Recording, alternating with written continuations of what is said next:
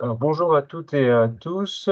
Bienvenue dans ce webinaire sur la gestion du risque radon organisé par le pôle énergie Bourgogne-Franche-Comté et notamment Karine Vrel qui travaille dans l'équipe du programme RESET.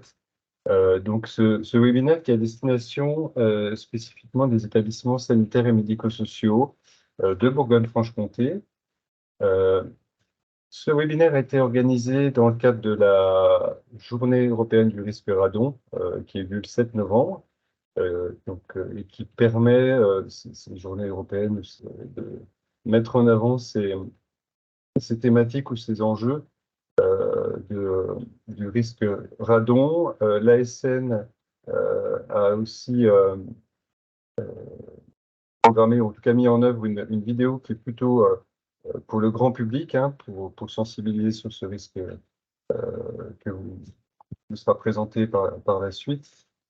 Donc, ce webinaire donc, est on va dire, par rebond, permet aussi pour nous sensibiliser largement tous les établissements de la région.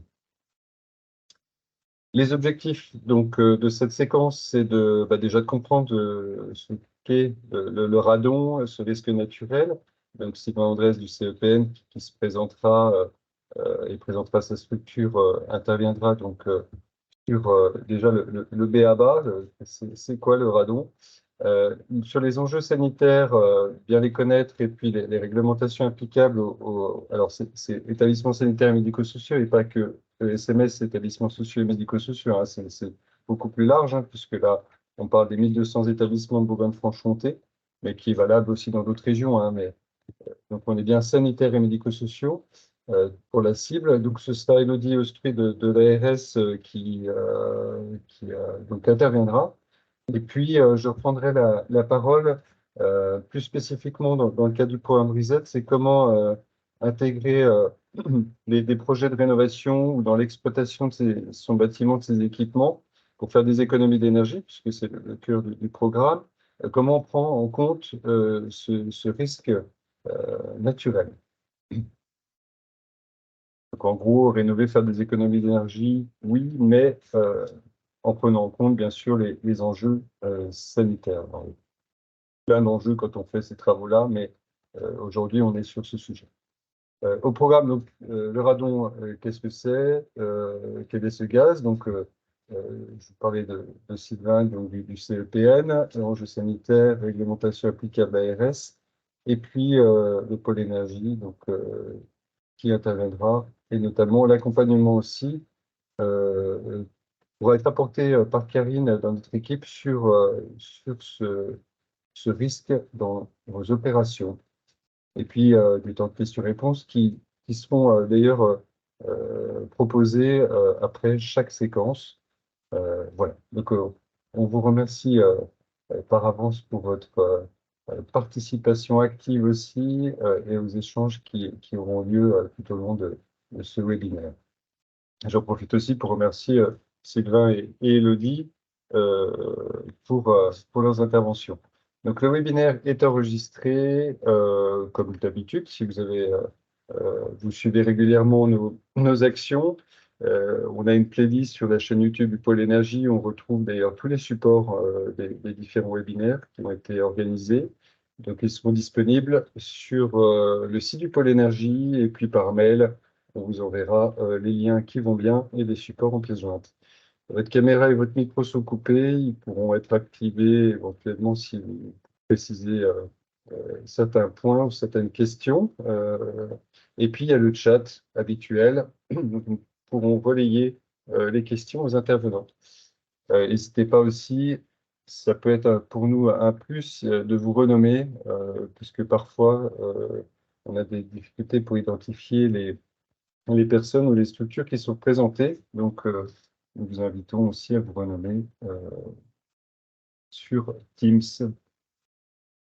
Le programme Reset, pour celles et ceux qui ne le connaissent pas encore, donc il a été mis en place à l'initiative de l'ARS, de l'ADEME et de la Banque des Territoires en 2021. Il s'inscrit en fait dans le cadre du PRS 3, Plan Régional Santé Environnement, avec une action, en gros, c'est d'aider les établissements à améliorer l'efficacité énergétique et le confort hygrothermique de leurs bâtiments, et qui se poursuit donc dans le PRSE 4 avec initialement les thématiques efficacité énergétique, énergie renouvelable, et puis confort hygrométrique et qualité de l'air, avec aussi dans le PRSE 4 les thématiques du risque radon et du risque légionnel. Donc voilà les thématiques. Donc ce programme a pour vocation d'informer et d'accompagner l'ensemble des établissements de la région avec un niveau de service qu'on a proposé qui peut être un peu différent suivant les établissements et les contextes. Mais voilà, les thématiques fortes du programme euh, dans lesquelles, pour lesquelles on intervient. Le pôle énergie Bourgogne-Franche-Comté, c'est un centre de ressources du bâtiment durable. Donc, en gros, on est un opérateur régional de l'ARS, de l'ADEME et de la Banque des Territoires pour justement déployer, développer ce programme et proposer tout un tas de services pour faciliter les projets, mettre en réseau les établissements, leur apporter des compétences, des connaissances. Euh, donc, en sachant que le pôle énergie a pour vocation de former et d'accompagner l'ensemble des professionnels et acteurs du bâtiment. Voilà. Vous aurez plus d'informations sur le site du pôle énergie. Donc là, vous voyez, par exemple, il y a en visuel les matériaux biosourcés qui sont mis en avant. Donc, ça fait partie aussi des thématiques traitées par le pôle énergie. Nous sommes 3 intervenants, donc je coordonne le programme. Risette, Karine est chargée de mission énergie santé et donc travaille principalement aussi dans le cadre de ce programme. Et puis on a une apprentie qui est à l'ARS et qui travaille aussi sur les outils, de la méthodo et de l'accompagnement d'établissement, euh, donc en titre de conseillère transition énergétique en santé.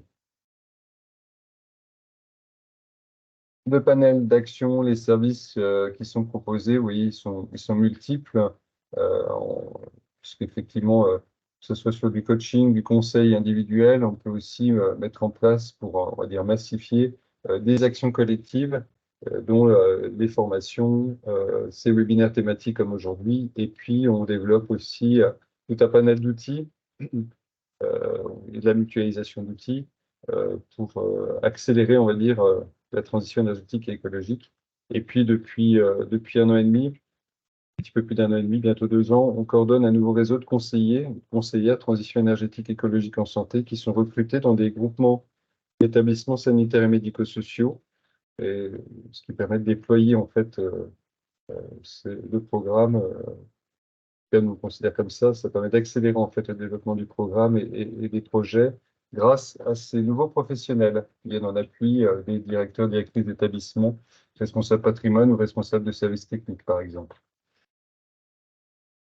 que vous voyez d'ailleurs ici. Et donc, on a en Bourgogne-Franche-Comté, alors, 10 postes dans le cadre des financements Ségur. On en a 3 supplémentaires. Donc, il y aura à peu près il y a une quinzaine de personnes aujourd'hui, puisque peu importe le financement, on a des postes qui sont créés aussi et développés par les structures. Donc, voilà, pour information, si vous ne les connaissiez pas, ces fameux CTEES.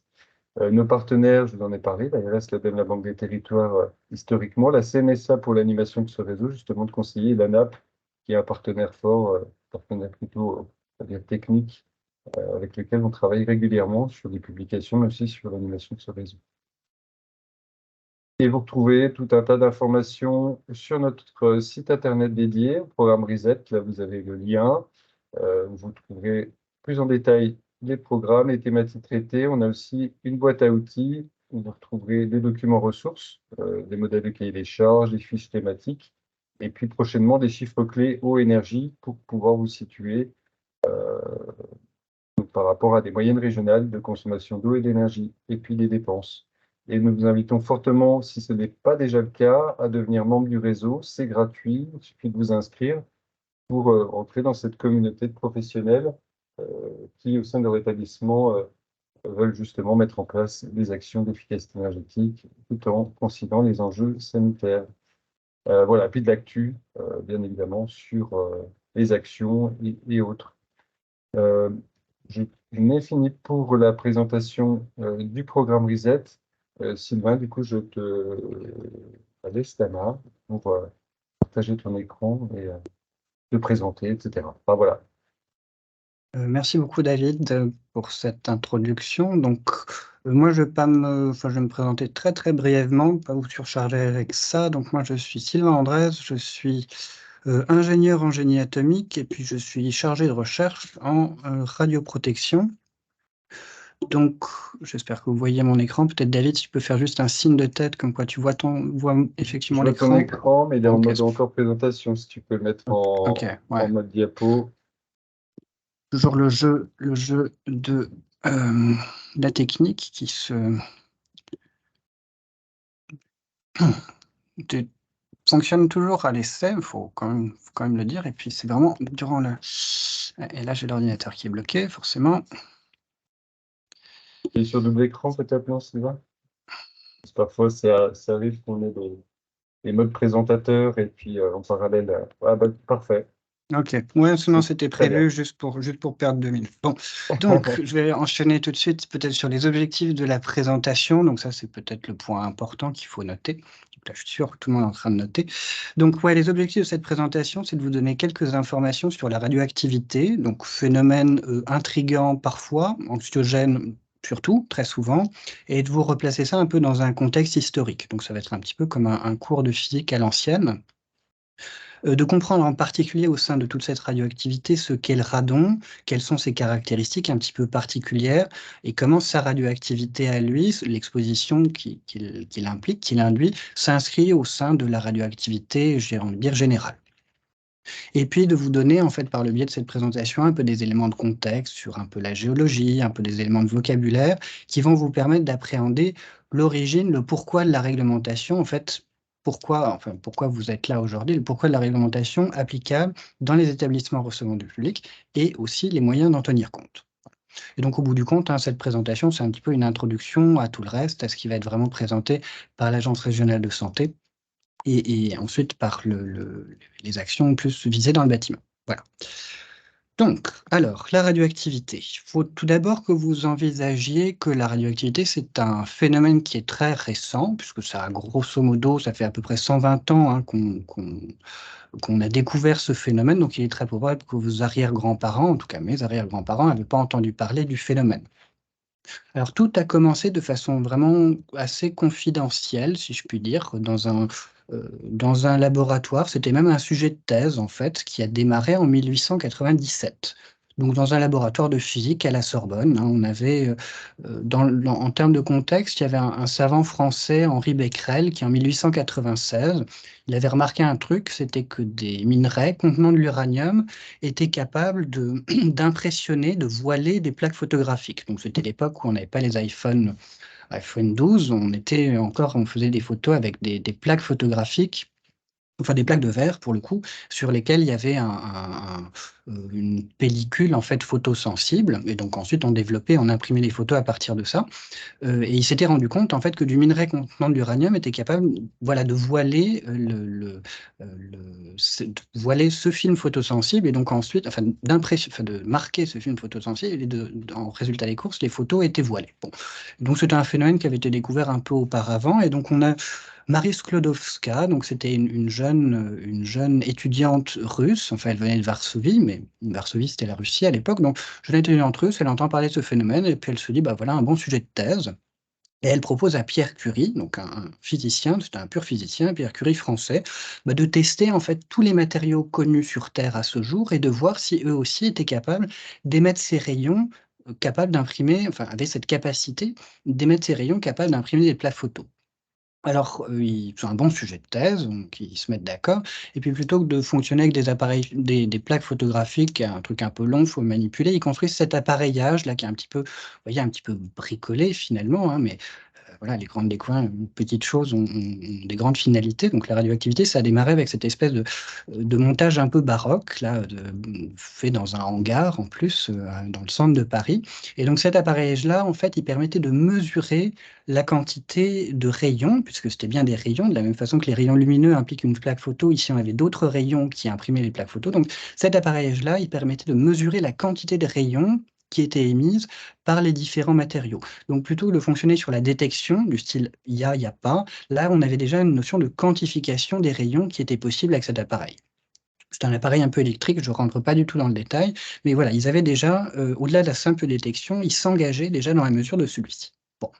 Alors Marie Curie, elle va tester tous les matériaux purs connus sur Terre à ce jour, il y en avait une grosse centaine, quelque chose comme ça, et elle va conclure finalement que seuls 2 matériaux purs, à savoir l'uranium et puis le thorium, étaient capables d'émettre ces rayons. Spontanément, ce rayonnement, et donc un rayonnement, in fine, c'est de l'énergie, hein. Un rayonnement, c'est simplement de l'énergie qui est transportée. Bon, voilà, donc la thèse se déroule gentiment comme ça et puis en effectuant ces mesures quantitatives, on est vraiment dans la mesure, les 2 savants, Pierre et Marie Curie, qui entre-temps sont mariés, hein, ça allait très vite. Donc les 2 savants, ils constatent qu'un type de minerai bien particulier, le minerai qui est présenté sur la photo, qui est un minerai dit de pechblende, qui contient de l'uranium. C'est les traînées jaunes ici qui sont un oxyde d'uranium que vous voyez. Donc ce minerai-là émettait des rayons. Jusque-là, c'est normal, ça contient de l'uranium. Mais en fait, il émettait quantitativement beaucoup plus de rayons que l'uranium lui-même. 4 fois plus. Ce minerai-là était 4 fois plus que ce que sa concentration en uranium le justifiait. Ça, c'est embêtant parce que dans la théorie un petit peu qu'avaient posée Pierre et Marie Curie, de la radioactivité, cette pierre-là faisait exception. C'était très embêtant. Donc, ce qu'ils postulent, hypothèse, ils postulent que cet effet-là, cette émission supplémentaire additionnelle de rayons, est due à la présence d'autres éléments qui parviennent à isoler en jouant un petit peu aux petits chimistes. Donc, ils broient cette pierre, ils la font passer dans différentes solutions chimiques, etc., pour extraire les différents composants et les tester les uns après les autres. Et à force, voilà, comme ça, de jouer aux petits chimistes durant un certain temps avec une certaine quantité de pierre, ils vont découvrir 2 éléments qu'ils vont nommer, à savoir le polonium et puis le radium, qui, eux, une fois isolés, ils constatent qu'ils sont très émetteurs de rayons. Voilà, donc on avait l'uranium, le thorium, ils commencent un petit peu à creuser les choses, et puis on trouve ce polonium, on trouve ce radium, et dans une note, c'est vraiment une note de laboratoire, Marie Curie, elle émet l'hypothèse que cette propriété, donc toujours d'émettre des rayons, c'est une propriété vraiment spécifique de certains matériaux, et elle lui donne le nom de radioactivité. Donc c'est vraiment Marie Curie qui va estamper, si je puis dire, trouver ce terme de radioactivité. Et elle précise bien que c'est une spécificité vraiment, physique des matériaux et que c'est pas du tout une spécificité chimique. C'est-à-dire qu'ici, vous avez ça dépendait, je veux dire, le matériau qu'il soit en solution, qu'il soit broyé, qu'il soit sous une forme oxydée, peu importe, sa quantité de rayons était toujours la même et donc elle en conclut que c'est vraiment une propriété physique, de certains matériaux. Alors en 1900, c'est en 1903, les époux Curie vont donc recevoir le prix Nobel de physique pour, je cite, «en reconnaissance de leur découverte de la radioactivité», et ils vont recevoir un 2e prix Nobel en 1911 pour la découverte de nouveaux éléments que sont le radium et le polonium. Et Marie Curie, elle est née précisément le 7 novembre 1867 et donc vous commencez peut-être tout doucement à comprendre pourquoi le 7 novembre est devenu, des années après, la journée européenne du radon. Voilà, Marie Curie, elle est née le 7 novembre. Ensuite, bon, les différentes découvertes, hein, vont s'enchaîner sur la radioactivité. Je pense que vous connaissez un petit peu les différents constituants du noyau, neutrons, protons, ce genre de choses. La radioactivité artificielle, qui va être découverte en 1934. Vous avez la fission atomique, donc vous avez voilà, et puis les utilisations de la radioactivité, hein, aujourd'hui, le médical ou la fission pour produire de l'énergie. Mais tout ça, c'est déjà plus notre sujet. Bon. On va continuer un petit peu, revenir un peu sur le radon. Pierre et Marie Curie, dans leur laboratoire, ils avaient déjà remarqué, là on est en 1899, que la présence d'uranium et de radium, donc laissés dans la pièce, avait tendance à rendre radioactive cette pièce-là, et notamment les instruments de mesure qui étaient présents dans la pièce.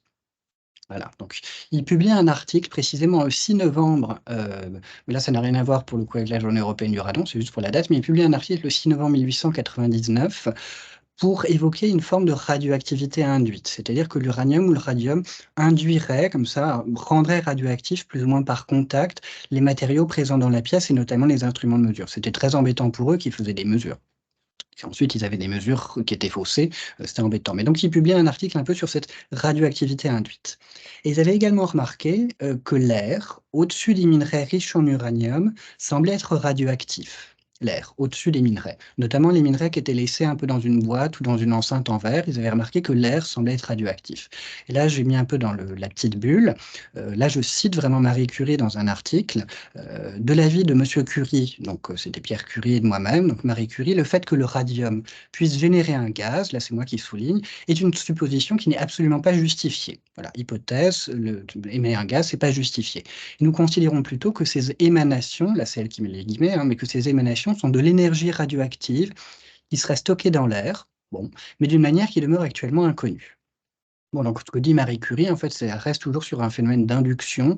Henri Becquerel, qui travaillait un peu toujours là-dessus, il parlait d'une sorte de phosphorescence. Bon, mais en tout cas, une forme d'induction de la radioactivité dans l'atmosphère et l'idée que le minerai puisse qu'un gaz puisse, radioactif pour le coup, hein, puisse émaner du minerai, ça, c'était une hypothèse qu'elle a pas retenue. Voilà, donc pour le coup, hein, c'était une hypothèse qui était enfin, son hypothèse était erronée, donc vous voyez, même les meilleurs, hein, parfois, bah, se trompent un peu, enfin, c'est pas une question de raisonnement, mais voilà, là, c'était une hypothèse posée qui était fausse, pour le coup, de la part de Marie Curie. Et en fait, c'est un scientifique anglais, je crois que je l'ai mis un petit peu plus loin, Rutherford notamment, qui va découvrir le neutron un peu plus tard, mais c'est Rutherford qui va montrer qu'un gaz radioactif émane effectivement des minerais contenant de l'uranium, et c'est lui qui contamine la pièce. Alors ce radon, on ne l'appelle pas encore ainsi, hein, on parle d'émanation de radium, ce qui est un terme assez faux, mais ce radon, ça va être le 5e élément radioactif qui va être identifié, et il va être progressivement caractérisé. Donc là, je vous ai mis ce petit montage un petit peu rigolo, montage expérimentaux, ils m'ont permis d'isoler le radium. C'est assez, voilà, c'est juste pour l'exemple, ce n'est pas ça bien sûr, mais ça a fait l'objet d'un certain nombre de recherches et ce n'était pas simple d'isoler, de caractériser ce radium et de le décrire. Donc c'est quand même le 5e élément radioactif qui a été identifié, en 1905. Donc si vous vous rappelez, on avait l'uranium, le thorium, ensuite on avait par Pierre et Marie Curie polonium, radium et le radon, bon qui à ce moment-là porte pas ce nom-là, mais le radon, et c'est le 5e élément radioactif identifié. Il va être progressivement décrit dans les années suivantes. Alors le spectre, bon là je vais pas rentrer du tout dans les détails, mais le spectre atomique, ça a permis de comprendre que c'était un gaz rare, c'est-à-dire un gaz qui avait ses couches électroniques saturées, donc radon, c'était un peu comme le xénon, comme l'argon, ces gaz-là. Donc c'est un gaz rare. Ça, on l'a vu en 1904. On a pu calculer sa densité, on a pu voir qu'il était beaucoup plus dense que l'air, par exemple. On a aussi pu caractériser sa réactivité chimique et constater qu'elle était pratiquement absente, c'est-à-dire qu'il ne réagit avec rien, donc comme les autres gaz rares finalement, comme leur couche électronique est saturée, en fait ils réagissaient avec rien parce que leur couche est saturée, ils n'ont pas d'électrons à échanger et ils n'ont pas d'électrons à accueillir. Donc c'est pour ça réactivité chimique absente. Un point de congélation, ça c'est juste parce que c'est rigolo. Voilà, imagine le gaz, 202 Kelvin, c'est très peu, c'est dans les moins 80 degrés, quelque chose comme ça. Donc voilà, en fait, bon, tout ça pour dire que c'est un sujet scientifique intéressant, voilà, qui a occupé les scientifiques durant un certain nombre d'années, et puis il est définitivement nommé, ça va être en 1922. Bon. Ouais. Alors peut-être je peux vous donner à présent quelques définitions parce que j'ai employé des termes là qui étaient un peu qui font pas partie du langage courant. Donc la radioactivité, finalement, donc ce terme estampé par Marie Curie, c'est simplement la capacité qu'ont certains noyaux, pour le coup, on est vraiment à l'échelle du noyau, de se désintégrer, de se transformer comme ça spontanément, ce qu'il y a sur l'image, cette espèce d'agitation là un peu qui n'a pas de direction, qui se transforme spontanément en autre chose. Donc c'est vraiment un peu comme les alchimistes qui imaginaient la pierre philosophale. Là, c'est exactement ça, c'est une transformation spontanée de certains éléments en autre chose et en émettant des rayonnements au passage. Donc les rayonnements, je vous ai dit, c'est simplement une façon de transporter de l'énergie. L'énergie, vous pouvez la transporter avec le son, c'est une façon c'est le son, hein, qui passe à travers, enfin que le son de ma voix, par exemple, que vous entendez, j'espère, c'est simplement de l'énergie qui est transportée. Donc les rayonnements, par exemple, qui proviennent de la radioactivité, c'est également une forme de l'énergie. Donc là aussi, vous pouvez imaginer mesurer la radioactivité, on pourrait imaginer plein de choses, on pourrait imaginer le nombre de désintégrations, le nombre de changements comme ça de noyaux spontanés par seconde et par mètre cube d'air, par exemple. Vous pourriez mesurer la radioactivité d'une autre façon, vous pourriez mesurer le nombre de rayonnements qui sont émis, vous pourriez calculer l'énergie des rayonnements qui sont émis, vous pourriez calculer un petit peu ce genre de choses. Vous voyez que progressivement, ça peut se mesurer assez finement, cette radioactivité. Et puis, j'aimerais aussi introduire la notion de période radioactive, parce qu'on va en parler un tout petit peu. Donc, vous imaginez que si vous avez, je dis n'importe quoi, mais 1000 noyaux radioactifs, et je vous ai dit qu'ils se transforment spontanément en quelque chose d'autre, eh bien la période radioactive, en fait, c'est la durée au cours de laquelle la moitié de ces noyaux se seront transformés. C'est-à-dire la durée au bout de laquelle vous n'aurez plus que 500 noyaux originaux, initiaux, et puis vous aurez ensuite 500 autres noyaux d'autres choses. Enfin, vous aurez plus que 500 pour le coup, vous en aurez beaucoup plus que 500 en fait, s'ils se transforment en autre chose. Bon, mais enfin, vous en aurez forcément plus que 500. Bref, pas dans les détails, mais simplement la période radioactive, c'est la durée au cours de laquelle la moitié des éléments radioactifs ont disparu. Pour ceux, vous avez peut-être déjà entendu parler du carbone 14, c'est un élément radioactif. Sa période radioactive, c'est 7635 ans, par exemple. L'uranium, dont vous avez déjà entendu parler, radioactif, sa période, c'est 4,5 milliards d'années, etc., etc. Donc, chaque élément radioactif a une période radioactive qui lui est propre, qui lui est très spécifique. Et la période radioactive du radon, c'est 3,8 jours. Voilà. Donc, vous prenez 1000 petits atomes de radon, vous les mettez dans une enceinte, et au bout de 3,8 jours, vous aurez 500 petits atomes de radon, et puis autre chose. Je ne vais pas rentrer dans les détails pour le moment. Voilà. Mais donc, je vous ai mis un peu quelques définitions. Voilà. Et puis ça, c'est la période radioactive, mais ensuite, ça fait rentrer dans les exponentielles, et puis c'est pas le moment.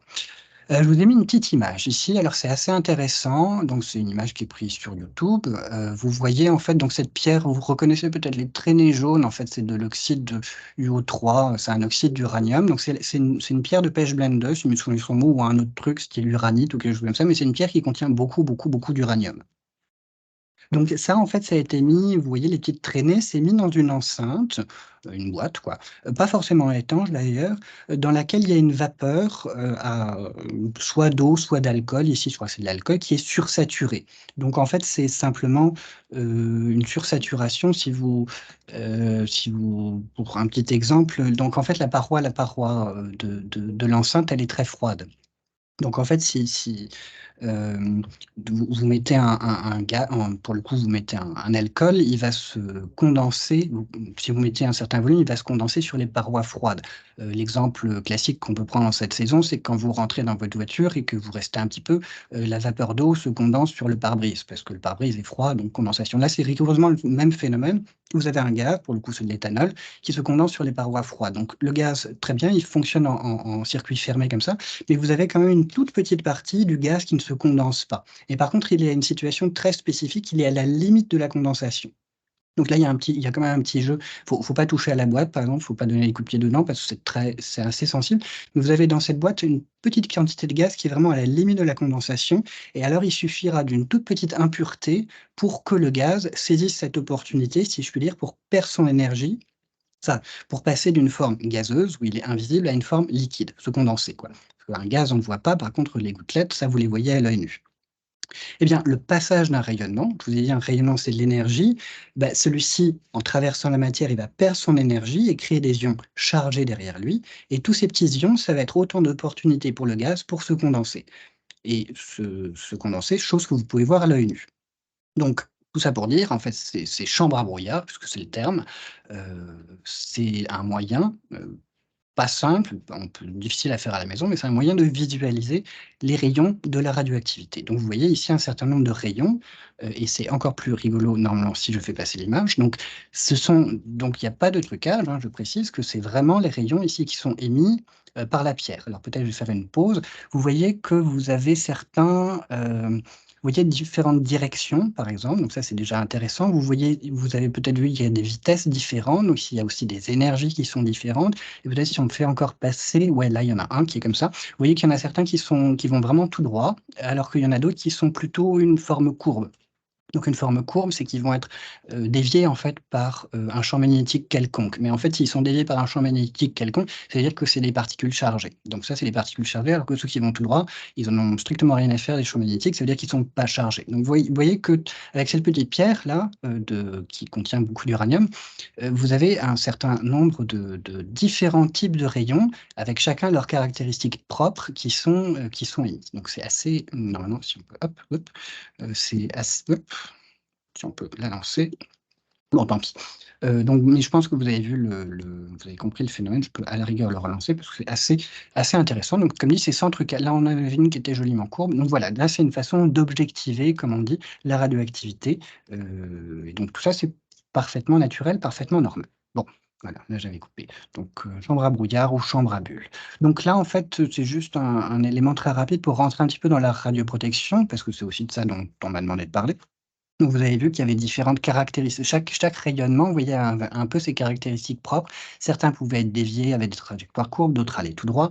Et donc, à partir de ces différentes énergies aussi, parce que différentes vitesses, différentes tailles, quelque part. Donc là, je vous ai mis très rapidement les grands types de rayonnements connus, hein. Donc, vous avez les particules alpha, les particules bêta, les particules gamma, et puis des neutrons, mais là qu'on n'a pas vu. Simplement, donc, chacun de ces rayonnements, je ne vais pas rentrer dans le détail, mais chacun de ces rayonnements a ses caractéristiques propres et aussi les moyens de s'en protéger qui sont propres. Notamment les alphas, par exemple, c'est globalement un noyau d'hélium ionisé, sans ion, voilà. Beaucoup d'énergie, mais un très faible pouvoir pénétrant. Par exemple, je ne vais pas rentrer dans les détails, mais voilà, c'était simplement pour vous expliquer qu'il y a différentes particules, vous avez pu le voir, vous avez pu voir un peu ces particules qui traversaient, enfin les traces laissées par ces particules, et qui ont leurs caractéristiques propres. Alors, vous comprenez aussi que ces particules, ces rayonnements qui transportent de l'énergie, peuvent traverser la matière, là, sur l'image notamment, traversent la matière et peuvent endommager les cellules, et notamment le code génétique des cellules, qui est finalement la partie la plus fragile. La paroi, les mitochondries, tout ça, c'est solide. Par contre, la cellule d'ADN, c'est relativement fragile. Et donc là aussi, vous comprenez que les dégâts qui vont être enregistrés par les cellules vont dépendre du rayonnement, de son énergie notamment, et puis de la voie d'exposition. Je veux dire, si vous avez tapé plutôt dans la peau, si vous avez plutôt tapé les poumons, vous comprenez un petit peu ces notions de risque qui sont liés au type de rayonnement. Sur et vous comprenez qu'on peut calculer alors l'excès de risque en fait d'être exposé, ça peut être exprimé en sievert. Alors, je suis obligé de rentrer dans cette unité-là, on va en parler un tout petit peu, mais le sievert, ça mesure simplement la quantité de risque suite à une exposition à la radioactivité. Et donc, plus la dose est élevée, plus l'excès de risque, je dis bien que c'est un excès de risque, de développer un cancer, pour le coup, augmente. Mais sur ces aspects-là, c'est vraiment, et notamment le risque sanitaire associé au radon, ça c'est vraiment l'ARS, Élodie, qui va vous le présenter. Alors, je vous ai mis encore quelques éléments, mais pour aller vraiment des bases un petit peu de radioactivité, de radioprotection. L'activité, on utilise le Becquerel, donc en souvenir, en l'honneur du savant Henri Becquerel, celui avec les plaques photo. Donc on parle en Becquerel, donc c'est globalement le nombre de désintégrations de noyaux radioactifs par seconde. Nombre de désintégrations que vous pourriez mesurer comme le nombre de rayonnements spécifiques que vous identifiez par seconde. Si on reprend la pierre, voilà, vous pourriez à partir de là calculer assez facilement l'activité, pour le coup, de la pierre totale, ou en kilos ou en grammes, l'activité. Ensuite, on imagine vous, par exemple, enfin n'importe qui, un être humain, même ça pourrait même être une cellule ou une espèce, enfin un biota quelconque. Je vous ai dit, les rayonnements, c'est de l'énergie, et donc vous pourriez calculer la quantité d'énergie qui est reçue, donc en quantité d'énergie, hein, en joules, qui est absorbée par un tissu vivant. Donc vous auriez des joules par kilo. Donc là, on comprend assez bien les becquerels, le nombre de désintégrations par seconde qui transportent de l'énergie, et puis l'énergie déposée dans les tissus, c'est en Gray. Alors je ne sais plus qui était monsieur Gray maintenant, je crois qu'il était anglais. Donc des joules par kilo. Pas très important, c'est une unité intermédiaire, mais de cette énergie en joules par kilo, et par type de tissu, et par organe, et par type de rayonnement, etc., vous avez tout un modèle théorique qui va vous permettre de calculer l'exposition en sievert. Vous vous rappelez cette notion en sievert? Rolf Sievert, pour le coup, il était suédois. Donc là, je vais bouger cette petite fenêtre. Donc c'est une unité mesurant l'effet biologique des rayonnements sur l'organisme. Au bout du compte, vous pouvez connecter l'activité, donc le nombre de coups de la pierre, à votre exposition, l'excès de risque de développer un cancer. Et donc aujourd'hui, les calculs montrent qu'un sievert, donc c'est déjà une grosse dose, hein, un sievert, c'est un excès de risque de plus de 5% de développer un cancer radioinduit. Je précise que c'est un excès de risque. C'est-à-dire que vous avez déjà un excès de risque donné de développer un cancer, nous tous, et puis là, c'est un excès de risque. Donc, c'est pas 5% de chance de développer un cancer, c'est plus 5% du risque que vous avez initial, je précise. Voilà, c'est bon. Voilà. Donc, je vous ai donné un peu quelques éléments, notamment là, toutes ces notions de Becquerel et de Sievert. Ça, c'est peut-être des choses à retenir. Voilà, donc petite image, hein, vous êtes ici et ceci est radioactif un peu, effectivement, on va le voir, et ceci encore plus, hein. Le soleil, c'est une explosion thermonucléaire, hein, de fusion en permanence. Donc autant vous dire que question radioactivité, ça se pose là. La Terre elle-même est radioactive, on l'a vu déjà un petit peu avec les pierres qui contiennent de l'uranium. Vous avez une certaine quantité d'uranium présent dans la croûte terrestre. Vous avez donc le rayonnement qui provient du Soleil, vous avez le rayonnement qui provient des autres soleils, que sont les petites étoiles, vous avez le rayonnement qui provient des supernovas. Bon, ça, c'est un petit peu voilà, on baigne dans un certain volume de radioactivité. Donc, je vous ai mis là quelques éléments. Donc ça, c'est une vieille source, mais vous voyez globalement, hein, le rayonnement cosmique, l'écorce terrestre qui contient l'uranium, le thorium, aussi du potassium-40. Bref, vous avez l'air qui est un petit peu radioactif. Vous avez la radioactivité qui est dans les pierres, finalement, elle peut remonter assez facilement dans l'eau. Ça se dissout assez bien, notamment le potassium-40 qui se dissout assez bien dans l'eau des océans. À partir de là, une moule, hein, qui vit en filtrant l'eau de mer. Ça fait, je ne sais plus combien de litres d'eau de mer par jour, beaucoup. Ces petits organismes filtreurs, eh ben, ils vont gentiment accumuler la radioactivité qui est présente dans l'océan. Une vache contient une certaine quantité boit de l'eau, qui peut contenir des radioéléments, mange de l'herbe, qui peut aussi contenir des radioéléments. Bref, la vache, le lait, et puis bon, je ne refais pas le cycle du carbone, mais vous voyez un peu le truc. Et donc finalement, l'homme et la femme, on voit que c'est une vieille image, l'homme et la femme donc sont exposés comme ça au quotidiennement par l'inhalation, donc par l'ingestion. Là, on est sur de l'exposition interne, aussi à l'extérieur, en exposition externe, de radioéléments qui sont un petit peu du quotidien. Voilà, à travers notre alimentation, en respirant, nous assimilons des éléments radioactifs et nous sommes nous-mêmes radioactifs parce qu'on a un peu de potassium-40, on a un tout petit peu de métaux lourds radioactifs qui traînent chez nous. Et donc, globalement, un être humain d'un poids normal, c'est 8000 becquerels. C'est-à-dire que chaque seconde, chacun de vous, assis devant son ordinateur, émet 8000 petits rayons. Enfin, pas 8000 petits rayons, mais il y a 8000 désintégrations chaque seconde qui se produisent là tout de suite dans votre organisme. Au bout du compte, l'exposition moyenne par source d'exposition peut être calculée. Là, c'est un document de l'Institut de radioprotection et de sûreté nucléaire qui est disponible sur leur site internet et vous voyez qu'il parle d'une dose en millisievert. Et vous avez parlé un petit peu avant de cette notion de calcul du sievert qui provenait du grec, qui provenait du becquerel. Donc vous voyez, là, on peut commencer. Déjà, vous avez un peu les clés pour appréhender certaines notions qui sont un peu techniques. Donc vous voyez que la moyenne en France est 4,5 millisievert par an. Voilà, donc avec une répartition, différente en fait selon votre comportement, selon le lieu où vous vivez et là je vais pouvoir faire une connexion assez facile. Vous voyez l'exposition de Manon Radon, là je fais un zoom. Donc Manon Radon, elle habite dans une zone à forte concentration en radon avec un niveau élevé de rayonnement tellurique. Bref, ce que ça veut dire, c'est qu'elle habite dans une zone où il y a visiblement pas mal d'uranium dans les roches. Donc son exposition, elle, à Manon Radon, elle est à 11,7 millisieverts par an. Donc c'est déjà presque 3 fois plus que la moyenne française. Et puis vous voyez que d'autres personnes, voilà, Benoît Saint-Jacques qui mange beaucoup de crustacés et de fruits de mer, son exposition, voilà, il est dedans. Donc l'un dans l'autre, chacun d'entre nous, est exposé, mais différemment. Donc finalement, là, en quelques minutes, j'ai pas trop regardé la montre, j'espère que je suis pas trop en retard. Mais vous voyez que vous avez déjà vu pas mal de choses historiquement. On a parlé de Marie Curie, qui est née le 7 novembre, Pierre et Marie Curie, les différentes découvertes. On a déjà pas mal de mots de vocabulaire qui sont venus. La radioactivité, les rayonnements ionisants, les interactions un petit peu avec l'ADN. Et donc qu'un certain risque est imputable à la radioactivité et qu'on peut connecter tout ça entre des becquerels et des sieverts. Et puis, je vous ai parlé de la radioactivité naturelle qui est partout, finalement, même au-dessus des océans. Et on est tous exposés, chacun de nous, mais différemment selon notre comportement et puis les lieux où l'on vit. Ce qui me permet de faire la transition donc assez facilement maintenant avec le radon. Donc le radon, au-delà des découvertes qu'on a pu faire au début, vraiment avec des tubes à essai, on a pu le caractériser de mieux en mieux, le radon. Donc on sait désormais que le radon provient de l'uranium présent dans le sol, donc c'est un descendant radioactif de l'uranium naturellement présent dans le sol.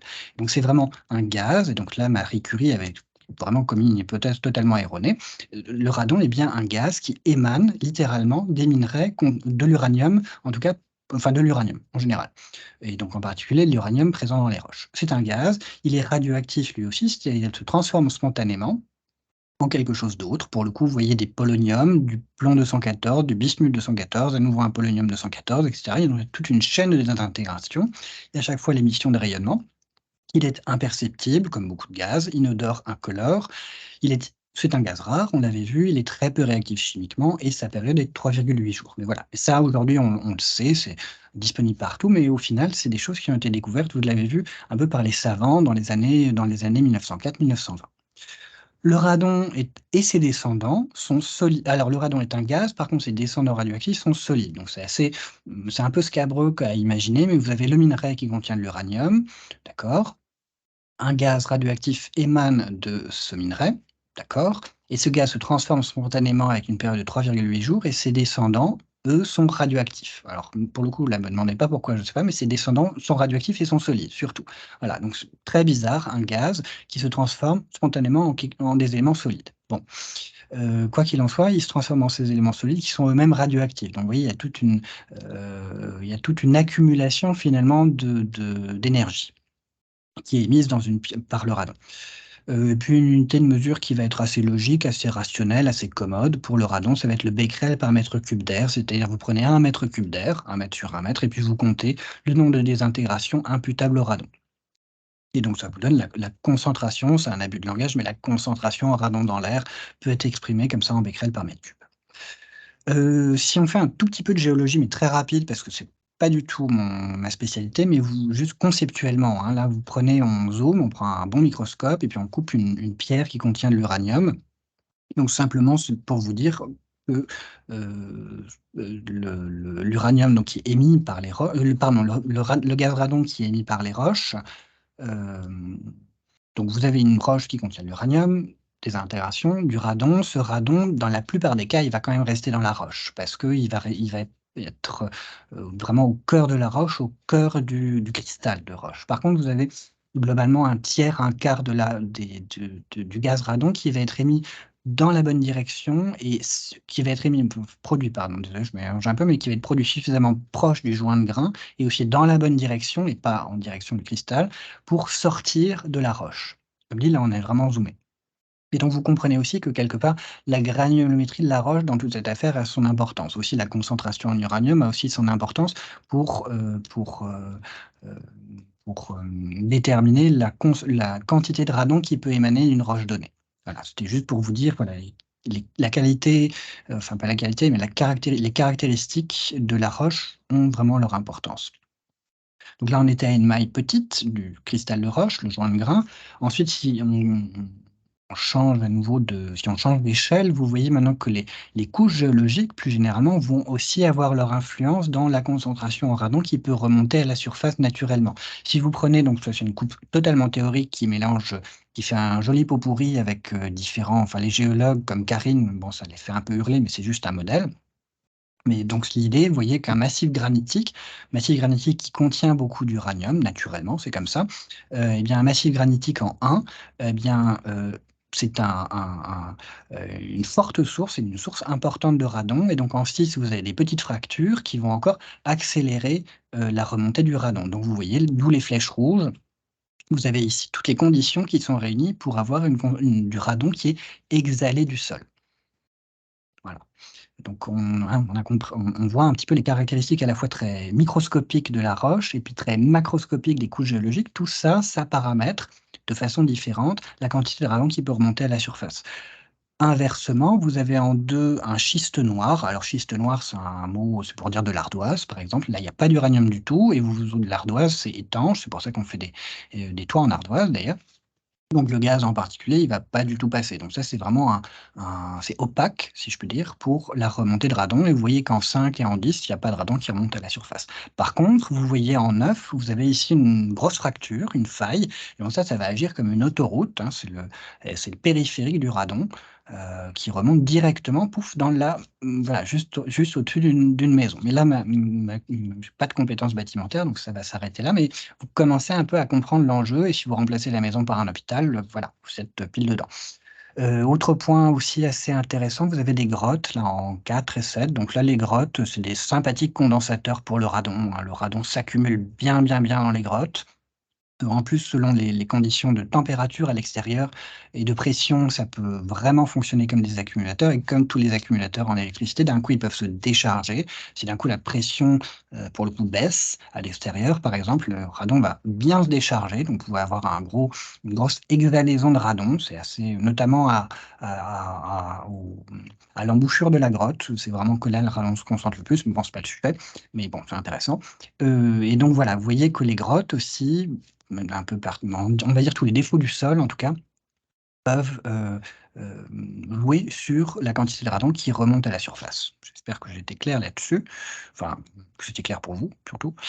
Donc on est allé microscopique, on est allé sous couche géologique, on est allé un peu plus loin et donc là, c'est simplement pour vous donner quelques ordres de grandeur de la concentration en radon qui est présent, mais partout, hein. Ça, faut savoir que, hem, l'air au-dessus des océans, l'océan contient un peu d'uranium et puis à partir de là, bon, là, il y a pas de couche géologique au-dessus de l'océan, mais vous voyez le truc, même au-dessus de l'océan, il y a un peu de radon.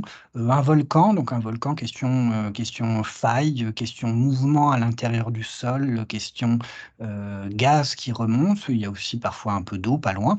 Un volcan, c'est une sympathique cheminée à radon. Alors évidemment, hein, à côté d'un volcan en activité, les risques, sont enfin, la priorité des risques évidemment c'est pas le radon, mais, voilà, question géologie, c'est intéressant. Qu'est-ce qu'on a comme exemple? Un trou dans le s bon là, c'est un peu spécial, mais un trou dans le sol, voilà, un petit trou dans le sol, vous pouvez avoir des concentrations de 200 jusqu'à 200 000 becquerels par mètre cube. Une mine, là, on descend en bas, une mine ventilée, donc c'est pas pour rien qu'elle est ventilée d'ailleurs, de 100 à 2000 becquerels par mètre cube. Concentration, voilà, dans une mine ventilée, 2000 becquerels par mètre cube, c'est déjà beaucoup. Cavité souterraine ventilée, vous voyez, 20 à 2000 becquerels par mètre cube. Voilà, globalement, je dirais l'air ambiant, c'est peut-être cette valeur-là qui est intéressante, de 1 à 100 becquerels par mètre cube et déjà 100, c'est pas mal. Mais donc là, on est vraiment dans l'environnement. On n'a pas encore parlé des maisons, on va en parler un petit peu après. Le maximum que j'ai jamais vu, moi, c'était dans une maison d'ailleurs, c'était 600 000 becquerels par mètre cube. Alors là, c'est 680 000 d'ailleurs dans une maison aux États-Unis. Donc voilà, mais ça c'est, il y a pas de limite arithmétique à la concentration en radon, ça peut monter. Mais, voilà, les ordres de grandeur, c'est de 1 à 100 dans l'air ambiant et puis, jusqu'à 1000 dans des conditions déjà très pénalisantes, une mine, voilà, un peu les ordres de grandeur. Le thermomètre, si je puis dire, du radon.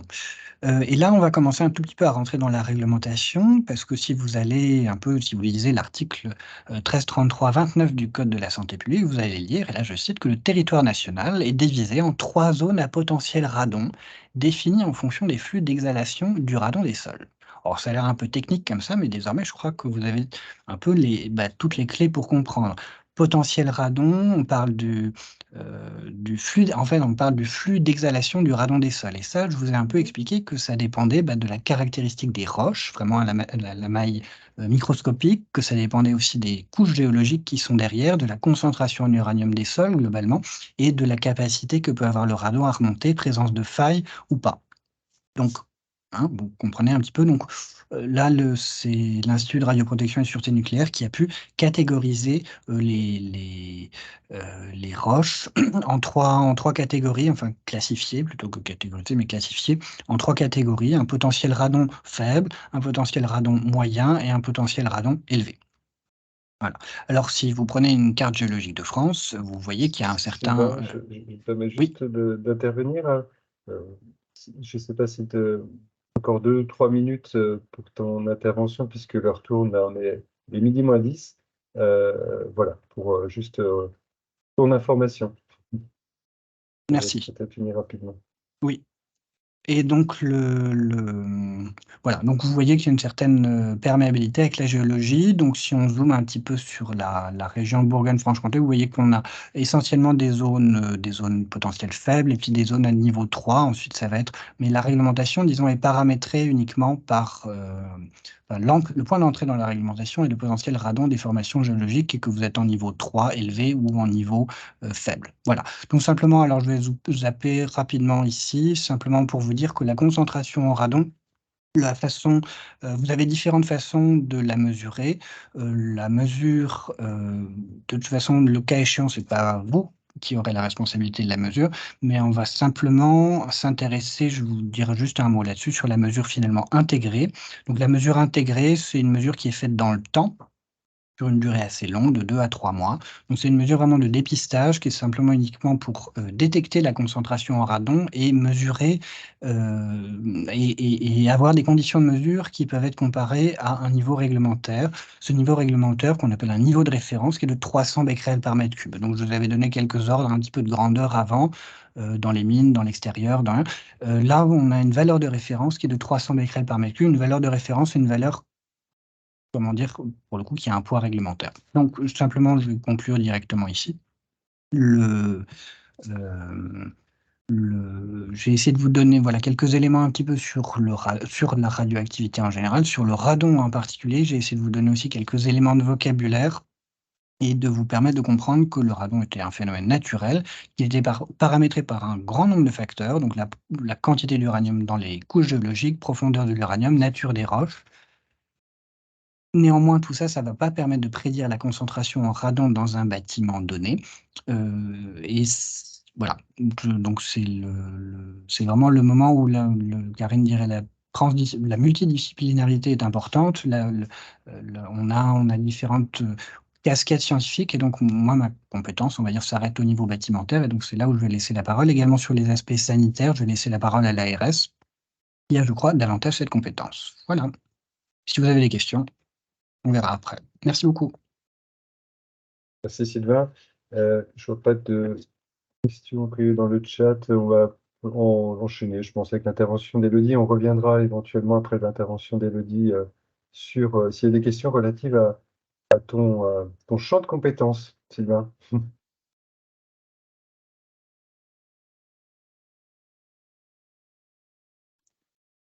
Merci à tous. Merci Sylvain pour cette présentation. Est-ce que c'est tout bon pour le diaporama? C'est tout bon. Parfait, merci beaucoup. Donc, je me présente, Élodie Austry. Je suis ingénieure du génie sanitaire à l'Agence régionale de santé Bourgogne-Franche-Comté et je participe à ce webinaire pour vous présenter les risques sanitaires liés au radon ainsi que la réglementation qui est applicable dans certains établissements recevant du public. Donc, elle se fera cette présentation en 2 temps, les risques sanitaires, puis la réglementation adossée au Code de la santé publique. Donc, tout d'abord, pour démarrer, comme vous l'a expliqué Sylvain Andrès du CEPN, le radon est un gaz qui est issu d'un phénomène tout à fait naturel, phénomène géologique, pour lequel le radon est produit. Et ce gaz se déplace jusqu'à la surface de la Terre, jusqu'à arriver au niveau de l'atmosphère dans lequel il se dilue. Mais finalement, la problématique où il y a un enjeu sanitaire, c'est lorsque ce gaz s'accumule dans nos bâtiments, notamment du fait du confinement de celui-ci. Donc, sauf qu'en réalité, enfin, c'est pas une, comment dire? C'est pas une différence, mais on passe tout de même entre 80-85 de notre temps dans des espaces clos, que ce soit, dans notre lieu de travail, à notre domicile ou dans les transports en commun, par exemple. Et donc nous respirons finalement, 80-85 d'un volume d'air journalier qui est issu d'un air intérieur potentiellement, pollué avec, du gaz radon, mais également par ses descendants solides qui sont eux-mêmes radioactifs, comme on vous l'a expliqué précédemment.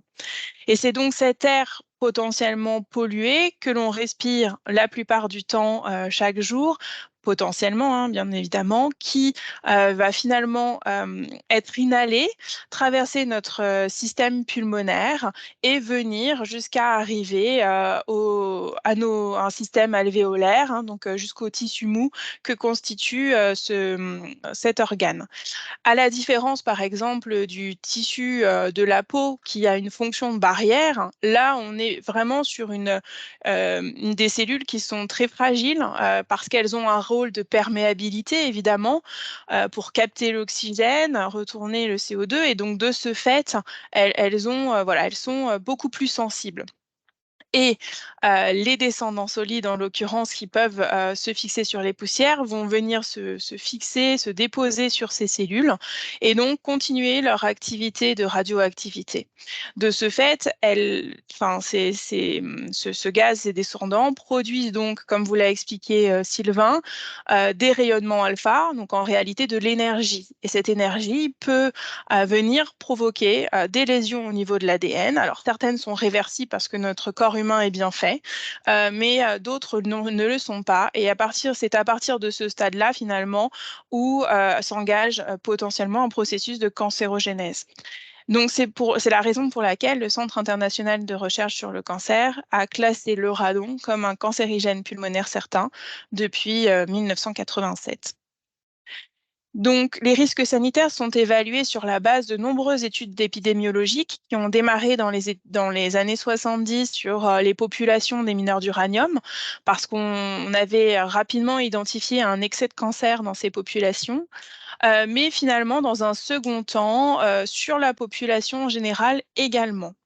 Et toutes ces études ont permis de mettre en évidence une certaine dynamique de risque et notamment le fait que le risque de développer un cancer du poumon lié au radon augmente selon deux facteurs. Le premier qui est l'activité volumique du radon dans l'air, c'est-à-dire sa concentration dans l'air. Plus évidemment il y a de radon dans l'air, plus il y a de risque de développer un cancer du poumon, mais également en fonction de sa durée d'exposition, puisqu'on est dans ce cadre-là sur une exposition chronique, donc de longue durée, plus on est exposé dans le temps au radon et plus ce risque augmente. Et c'est l'illustration qui est effectivement démontrée via ce graphique, avec notamment par exemple un pas d'excès de risque, de risque relatif qui, en fait, tous les 100 becquerels par mètre cube augmentent de 16%. Donc, on voit d'ailleurs sur ce graphique également que l'augmentation du risque est proportionnelle au niveau d'exposition et que celui-ci existe tout de même à des faibles doses. Donc, on voit ici finalement qu'autour des 100-200 becquerels, on a tout de même un risque relatif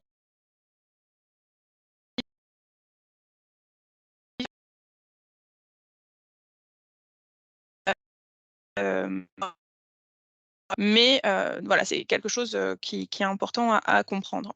Un autre point aussi qui est absolument pas négligeable pour appréhender le contexte évidemment d'exposition dans lequel chaque individu évolue, puisqu'on est généralement pas exposé à un seul facteur environnemental, mais évidemment tous les déterminants de santé reposent également sur notre patrimoine génétique, sur nos comportements. Et là, en l'occurrence, eh bien, on a vraiment une synergie d'effets lorsqu'on cumule un facteur d'exposition lié au radon avec le tabac. On est sur ce qu'on appelle un effet submultiplicatif, c'est-à-dire que les effets font plus que s'additionner, mais un peu moins que se multiplier. Mais néanmoins, finalement, eh bien, ce risque est 25 fois plus important, lorsqu'on cumule ces deux expositions, tabac et radon. Et puis enfin, donc le délai de latence, c'est le délai à partir duquel on commence à voir apparaître des symptômes, est relativement variable en fonction des individus, bien évidemment, entre 5 à 30 ans, mais on est quand même sur une moyenne de l'ordre de 19 à 25 ans. Donc voilà, on est quand même sur un pas de temps très long d'exposition. Donc le radon est considéré aujourd'hui comme le deuxième facteur de risque du cancer du poumon après le tabac. Et une étude assez récente de 2018 qui a été portée par l'ANSES et l'IRSN estime à 4000 nouveaux cas de cancer du poumon par an en France qui seraient attribuables au radon domestique, seul ou cumulé à d'autres facteurs.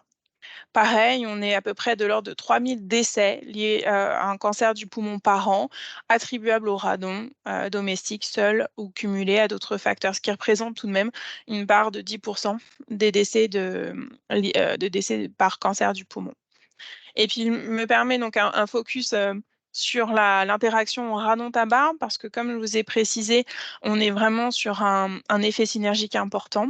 Et donc, une autre étude a permis d'évaluer la part finalement de cancer du poumon attribuables au radon en lien avec le tabagisme. Et donc, sur 100 décès par cancer du poumon, eh bien, 75% d'entre eux étaient fumeurs actifs, 20% étaient anciens fumeurs et 5% d'entre eux n'ont jamais fumé. Donc, on voit qu'il y a tout de même une part non négligeable de cancer du poumon lié au radon seul comme exposition, mais que, évidemment, l'interaction tabac-radon est extrêmement prépondérante. Donc, la réglementation dans les établissements recevant du public, qui est inscrite dans le Code de la santé publique, va chercher évidemment à protéger certaines populations de ce risque radon. Donc, la première population, ça reste évidemment les personnes fragiles, jeunes enfants ou personnes avec déjà des pathologies. Mais également des personnes qui sont hébergées sur le long terme dans certains établissements ou pour lesquels l'établissement dispose d'un milieu plus favorable à la présence de radon, mais on verra ça sur la diapositive d'après. Donc la réglementation, aujourd'hui, elle impose dans certaines circonstances une obligation de surveillance, c'est-à-dire d'évaluation de l'exposition réelle dans un bâtiment, en fonction de sa situation géographique. Et cette évaluation de la situation géographique, elle repose sur une cartographie qui a été produite par l'IRSN et qui est aujourd'hui inscrite par arrêté du 27 juin 2018 et qui définit donc des zones à potentiel radon. Donc chaque commune aujourd'hui a un potentiel radon une catégorie de potentiel radon qui lui est propre, et c'est notamment à partir de cette structuration que s'applique la réglementation. Donc je reviens pas sur forcément la façon dont a été constituée cette cartographie parce que Sylvain vous l'a présentée, mais néanmoins ce qui est important de retenir, c'est qu'elle repose essentiellement sur de la modélisation en fonction des teneurs d'uranium présents dans le sol. Et éventuellement, pour ce qui est des zones 2, des facteurs géologiques qui peuvent favoriser la remontée du radon. Donc aujourd'hui, vous voyez que sur la région Bourgogne-Franche-Comté, on a certains territoires qui sont effectivement plus marqués en termes de teneur en uranium que d'autres, mais on verra par la suite que ça ne veut pas dire que vous n'avez pas de radon dans votre bâtiment parce que vous êtes en zone 1 et 2. En tout cas, donc, sur la région Bourgogne-Franche-Comté, nous avons 539 communes qui sont classées en zone 3 et donc qui, de ce fait, nécessitent une surveillance un peu plus approfondie. Mais j'y viens justement dans cette diapositive. Alors, quels sont les établissements recevant du public qui sont soumis à la réglementation radon? Comme je l'ai dit tout à l'heure, ce n'est pas tous les établissements. Donc, on a les établissements d'enseignement, les établissements d'accueil collectif d'enfants de moins de 6 ans, les établissements sanitaires, sociaux et médico-sociaux avec hébergement, les établissements thermaux et les établissements pénitentiaires du fait qu'ils accueillent des personnes sur des très longues durées. Cette réglementation s'appuie sur un seuil qui est un niveau d'action et non pas un seuil sanitaire comme on aurait pu penser, parce que je vous ai montré tout à l'heure qu'on pouvait avoir des premiers effets apparaître déjà à des faibles doses, mais là on est bien sur un seuil pour lequel on considère qu'à partir de ce niveau-là, il est important d'agir pour diminuer l'exposition des occupants en agissant notamment sur le bâtiment. Donc, ce seuil est défini à 300 becquerels par mètre cube, mais il sert également de niveau de référence pour d'autres réglementations comme celle du Code du travail ou aussi pour l'habitat qui n'a pas de réglementation en tant que telle. Mais voilà, ça permet d'avoir un niveau de comparaison et qui permet de réfléchir dans l'engagement d'actions de remédiation. Donc, ces établissements que j'ai déjà cités sont soumis à la réglementation lorsqu'ils sont situés sur une commune en zone 3, c'est-à-dire à potentiel radon significatif, mais également lorsqu'ils sont sur des communes en zone 1 ou 2, à partir du moment où, par le passé, on a eu connaissance de dépassements dans ces établissements. Parce qu'il faut savoir que la réglementation avant 2018 était basé sur une échelle départementale et que l'ensemble de ces établissements, parce qu'ils étaient en département prioritaire, devaient réaliser des mesures de terrain, ce qui nous permettait de connaître au moment où on a basculé sur une échelle communale si l'établissement en question présentait déjà une exposition au radon ou pas. Et donc, lorsque c'était le cas, ces établissements poursuivaient et poursuivent encore aujourd'hui la mise en œuvre de la surveillance obligatoire. Alors, quelles sont donc les différentes actions à mener dans le cadre de cette réglementation? Donc, la première action finalement à réaliser, c'est un dépistage initial, c'est-à-dire qu'on va venir chercher, mesurer et évaluer les niveaux d'exposition dans les bâtiments qui accueillent du public. Donc, c'est un dépistage qui se fait obligatoirement par le biais d'un organisme agréé de niveau 1. Donc, ces organismes sont agréés par l'autorité de sûreté nucléaire et vous pouvez retrouver la liste de ces organismes sur le site de l'autorité de sûreté nucléaire. Donc, ce dépistage initial permet d'évaluer les niveaux d'exposition et en fonction des résultats, vous avez différentes mesures de gestion à engager. Donc, le premier scénario, c'est lorsque tous les résultats sont inférieurs à 300 becquerels par mètre cube. Dans ces cas-là, on demande uniquement un second dépistage, qu'on appelle un dépistage décennal, puisqu'il a lieu 10 ans après. Ou alors, si vous engagez des travaux qui peuvent potentiellement modifier de la ventilation ou l'étanchéité des locaux, refaire un dépistage, puisque potentiellement, vous pouvez modifier, alors positivement ou négativement, les conditions de présence du radon dans le bâtiment. Deuxième scénario, si au moins un des résultats est compris entre 300 et 1000 becquerels par mètre cube. Dans ce cas-là, on demande au propriétaire du bâtiment de mettre en œuvre ce qu'on appelle des actions simples sur le bâtiment. Donc, ça peut être de l'entretien de ventilation ou de la vérification, du comblement de défauts d'étanchéité, etc. Donc, ce sont des petites actions qui peuvent permettre de revenir sous le seuil des 300 becquerels par mètre cube. Donc, toute action menée, de toute façon, doit être vérifiée. Et c'est l'objet justement de cette réglementation qui s'appuie sur des objectifs de résultats et pas des objectifs de moyens. Donc, on n'est pas sur on réalise des actions et on tourne la page, mais il faut vraiment s'assurer que les actions qui ont été menées ont permis de revenir sous ce niveau d'action de 300 becquerels par mètre cube. Et pour ça, on réalise un contrôle d'efficacité, donc on refait des mesures. Et si les résultats de ces nouvelles mesures montrent qu'on est bien sous le seuil des 300, dans ces cas-là, on revient sur la situation 1, c'est-à-dire dépistage dans 10 ans ou sauf si travaux. Par contre, si ces résultats sont toujours au-dessus des 300 becquerels par mètre cube, dans ces cas-là, on arrive sur le scénario 3, qui est le même que pour les établissements qui disposaient, dans le cadre de leur dépistage initial, d'au moins une valeur supérieure à 1000 becquerels par mètre cube. Dans ce cas, les établissements doivent réaliser ce qu'on appelle une expertise bâtimentaire, c'est-à-dire une évaluation plus poussée des facteurs bâtimentaires pour comprendre finalement comment le radon entre et circule dans le bâtiment. Donc, on va aller regarder les soubassements, la ventilation, etc. Et cette expertise permet aussi finalement de mieux cibler les actions qui seront efficaces dans la remédiation du radon. Alors, il est possible dans certains le cas de ce second point, qui est l'investigation complémentaire. Mais dans certaines situations, il peut être intéressant pour certains établissements qui sont un petit peu complexes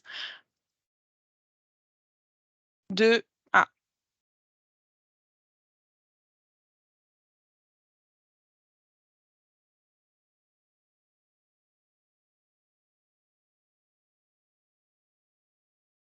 ça y est, je suis revenue, je crois. J'ai eu une petite coupure, me semble-t-il. Donc, je reprends pour... Ouais, c'est ça. Oui, je Pour savais pas les si c'était chez moi, mais oui, c'est ça. Non, bah, j'ai vu un message s'afficher sur mon écran en mettant veuillez patienter, nous vous reconnectons. Donc voilà, je me suis dit que c'était moi. Donc je reprends mes explications. Donc l'expertise, elle est obligatoire quand on dépasse les 1000 becquerels par mètre cube ou quand on a 2 fois des résultats supérieurs à 300. Mais les investigations, elles, complémentaires, pardon, elles ne sont pas obligatoires, mais elles permettent vraiment d'aller finalement mesurer finement tous les points d'entrée potentiels, les voies de transfert pour évidemment être là aussi plus efficace hein, sur le volet remédiation. Et ces investigations complémentaires sont réalisées par un organisme agréé de niveau 2. Donc pareil, vous pouvez retrouver sur le site de l'ASN la liste des OA2 qui peuvent réaliser ces investigations. Donc, une fois que que l'établissement a réalisé cette expertise, voire éventuellement ces investigations complémentaires, eh bien, des travaux de remédiation sont réalisés. Et comme pour le deuxième scénario, on vérifie toujours l'efficacité de ces actions par le biais d'une nouvelle mesure. Si on est revenu en dessous du seuil, très bien, dépistage dans 10 ans. Sinon, eh bien, on reprend le chemin, la boucle, et on recommence. On reprend l'expertise pour voir qu'est-ce qui n'a finalement, enfin, qu'est-ce qui aurait pu être fait de plus. On essaye de comprendre pourquoi ça n'a pas été suffisant et on s'améliore en termes de travaux pour revenir sous ce seuil des 300 becquerels par mètre cube. Donc, pour tout ça, eh bien, la réglementation impose un délai de 3 ans à partir du moment où vous avez réalisé et obtenu les résultats de votre dépistage initial. Donc, c'est jusqu'à un contrôle d'efficacité efficace. La seule solution aujourd'hui pour sortir de cette obligation de surveillance, c'est d'obtenir 2 dépistages décennaux avec une activité volumique inférieure à 100 becquerels par mètre cube. Donc, à ces mesures de gestion s'ajoutent des obligations de conservation de l'information et de communication. En l'occurrence, les rapports d'analyse de dépistage doivent être consignés dans un registre de sécurité. Les résultats doivent être affichés à l'entrée de l'établissement en faisant apparaître la valeur la plus élevée de manière lisible, et ce, sous un délai d'1 mois. Les résultats de mesure sont également communiqués aux personnes qui fréquentent l'établissement, bien entendu. Et lorsqu'une expertise est nécessaire, c'est-à-dire soit lorsqu'il y a des mesures supérieures à 1000 becquerels par mètre cube ou que on est dans une situation d'action simple mais qui n'a pas permis de revenir en dessous du seuil des 300, eh bien, on en informe le préfet dans un délai d'1 mois. Donc aujourd'hui, les opérateurs, les organismes agréés qui réalisent ces dépistages ont l'obligation de déposer les rapports sur une plateforme nationale à laquelle l'ARS a accès. Alors, il y a des délais qui sont plus ou moins longs, parfois des oublis de la part des opérateurs.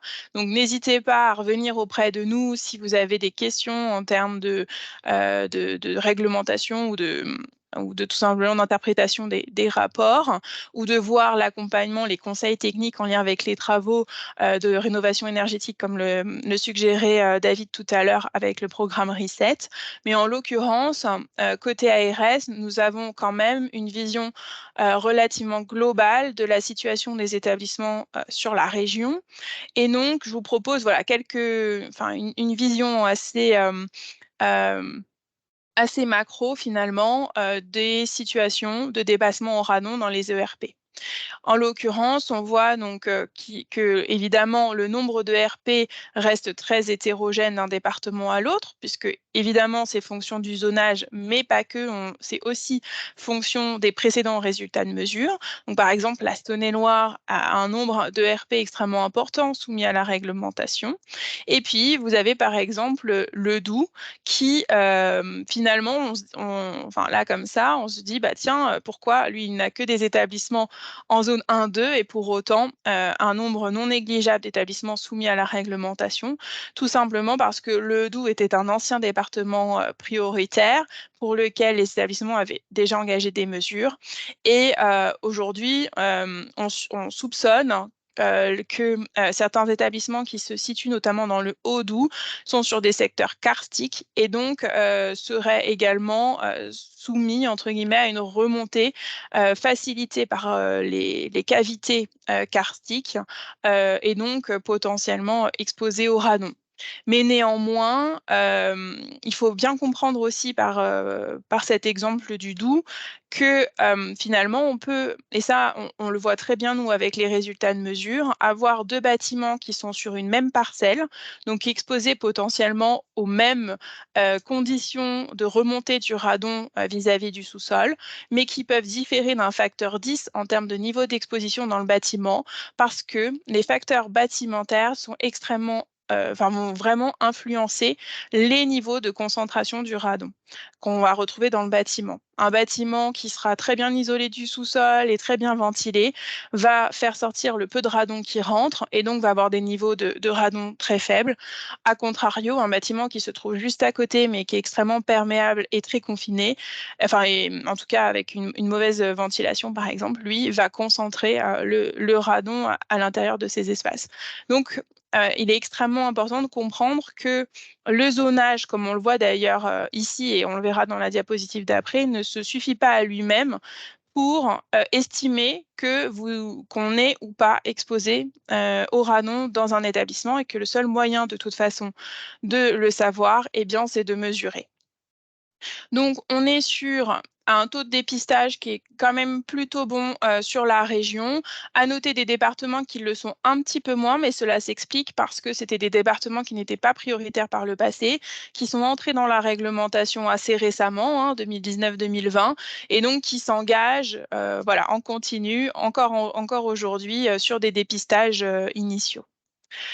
En termes de dépassement du seuil des 300 becquerels par mètre cube, donc aujourd'hui on suit plus de 1000 établissements qui sont soumis à la réglementation. Et à peu près un quart d'entre eux ont des valeurs qui dépassent le seuil des 300 becquerels par mètre cube, dont 3% qui dépassent les 1000 becquerels par mètre cube. Et ces dépassements sont évidemment variables selon la zone, donc très prépondérantes évidemment en zone 3, mais également présentes en zone 1 et 2. Je vous propose rapidement un petit focus sur les établissements sanitaires et médico-sociaux, puisque c'est l'objet du webinaire d'aujourd'hui. Donc, sur les 1104 établissements recevant du public qui sont soumis à la réglementation, eh bien, 175 relèvent de la catégorie des établissements sanitaires et médico-sociaux, ce qui représente à peu près 30% de l'ensemble des ESMS de la région.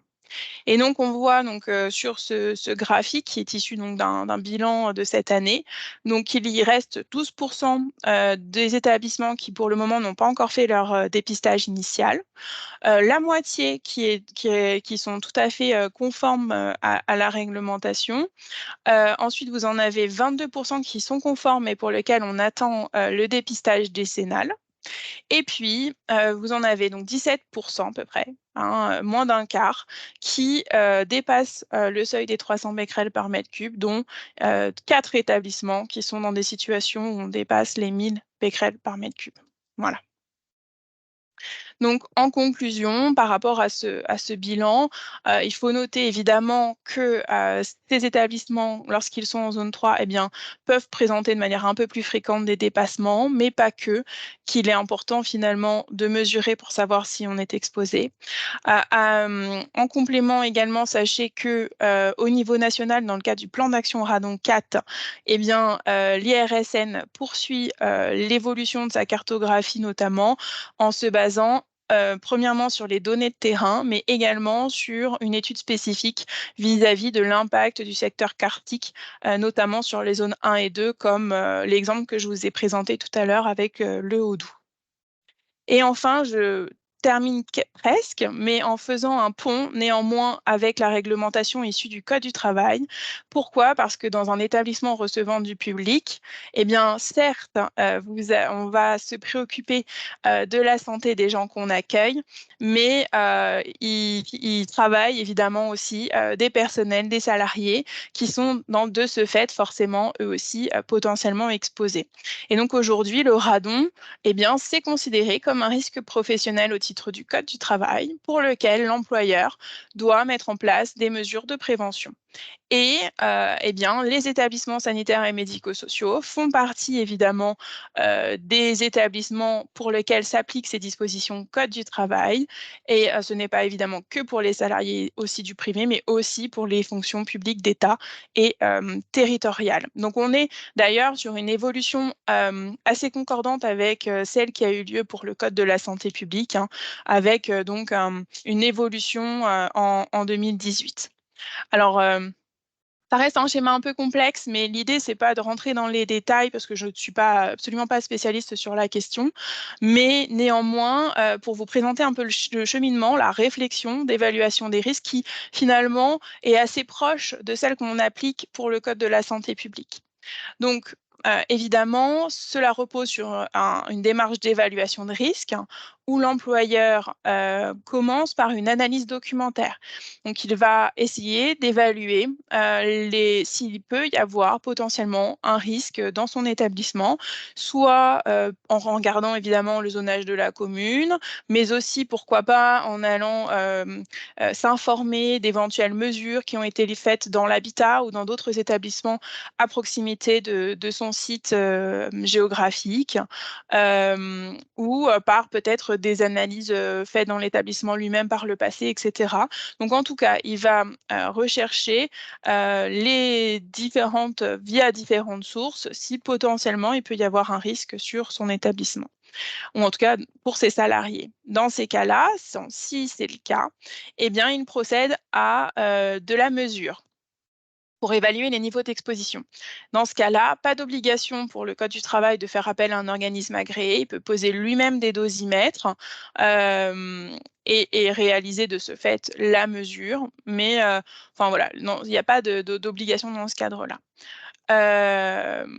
Mais néanmoins, c'est bien de savoir de poser les dosimètres en connaissance de cause, parce que c'est pas si évident que ça, on les pose pas de manière aléatoire. Mais ça, c'est des choses qui voilà, sont précisées dans le guide, notamment de prévention des risques radon qui a été produit par l'ASN et la Direction générale du travail. Donc, si les résultats eh bien, sont inférieurs à 300 becquerels par mètre cube, qui est dans ces cas-là un niveau de référence et pas un seuil réglementaire, eh bien, ça s'arrête là. Sinon, eh bien, il procède à des mesures de réduction du risque, c'est-à-dire qu'il va agir sur le bâtiment, réaliser des travaux potentiels pour améliorer évidemment et diminuer ce risque radon. Toujours même principe, vous voyez, on agit et on vérifie. Donc, on réalise une vérification de l'efficacité par une nouvelle mesure. Si malheureusement les concentrations en radon sont toujours importantes, eh bien dans ces cas-là, il y a une étape supplémentaire qui est faite d'évaluation dosimétrique où on va chercher à évaluer la dose réellement absorbée par les salariés en fonction des organes plus ou moins touchés. Et un seuil à 6 millisieverts par an a été défini. Si eh bien, il est inférieur à ce seuil, dans ces cas-là, on poursuit la surveillance, mais sinon, cela implique à l'employeur d'adapter son organisation de travail pour s'assurer finalement que ses employés ne dépassent jamais cette dose efficace de 6 millisieverts par an. Donc ça sous-entend soit définir des zones radon ou des temps de présence dans certaines zones plus à risque de manière un peu moins importante. En tout cas, voilà, s'assurer de ça et puis aller un petit peu plus loin, définir un conseiller en radioprotection, etc. Je ne rentre pas forcément dans le détail, mais c'est pour que vous compreniez un petit peu le cheminement et le parallèle qu'on peut faire, parce que dans un établissement, il n'y a pas qu'une catégorie de population, évidemment. Voilà, j'en termine par juste vous balayer de manière non exhaustive quelques documents qui existent. Donc, vous avez évidemment un guide qui a été fait par l'ASN qui, à la base, est prévu pour les collectivités territoriales, mais qui reprend tout un volet sur la réglementation, du coup, qui fonctionne bien sûr aussi pour les établissements sanitaires et médico-sociaux. Sur le site de l'ARS, vous avez l'ensemble des informations à peu près que je vous ai présentées aujourd'hui qui sont reprises avec d'autres liens éventuellement. Le site du ministère de la Santé et de la Prévention également, avec une foire aux questions. L'ASN a également sa foire aux questions avec un pendant plutôt populationnel et un pendant plutôt professionnel. Et enfin, je vous invite à visiter le site internet qui s'appelle Juradbat, qui est présenté ici, où vous trouverez, en fonction de votre profil, eh bien, différentes informations qui sont adaptées à votre situation. Donc, ça peut être tout simplement sur le risque sanitaire, la réglementation, mais aussi comment mesurer, où trouver des dosimètres. Vous avez beaucoup de fiches techniques aussi sur les différents travaux qui peuvent être mis en œuvre dans un établissement, des petites vidéos explicatives, etc., etc. Donc, il y a voilà, beaucoup d'informations. C'est un site qui est très riche parce qu'il a été aussi produit par des chercheurs. Donc, voilà, cela reste une porte d'entrée supplémentaire, en tout cas, pour obtenir de plus amples informations. Voilà, je vous remercie de votre attention. Merci Elodie. En lien avec ce que tu as présenté, on a une question sur la liste des ERP concernés justement par la surveillance justement du radon. Est-ce qu'il y a une liste du coup disponible ou puisque justement tu as pu analyser ceux qui étaient qui avaient pu réaliser les mesures et tu as pu je pense consulter sur la plateforme de dépôt qu'utilisent les organismes agréés. Voilà. Oui, C'était alors, juste avant, est-ce que vous voyez encore le PowerPoint ou pas? non. Non, c'est bon, le partage, c'est bien enlevé. Très bien. Alors, en fait, les établissements soumis à la réglementation, comme je vous l'ai dit, doivent cumuler en fait deux facteurs, la catégorie d'établissement et la zone, voire éventuellement les précédents résultats. Alors, on n'a pas de liste fixe d'établissements. Par contre, ce qui est posé par instruction, ce sont les catégories d'établissements en fonction du code APE. Donc, si vous avez évidemment un doute par rapport à l'obligation de votre établissement, vous vous rapprochez du code, enfin, vous obtenez le code APE de votre établissement et ça vous permet de voir si vous êtes ou pas soumis à la réglementation. En l'occurrence, pour tout ce qui est activité hospitalière, le code APE 8610Z, par exemple, est bien soumis. Et puis, pour tout ce qui est EHPAD, c'est le 8710A, etc., etc. Mais tout ça est posé par instruction. Donc, au besoin, c'est un document que vous pouvez trouver sur Internet ou qu'on peut vous partager facilement.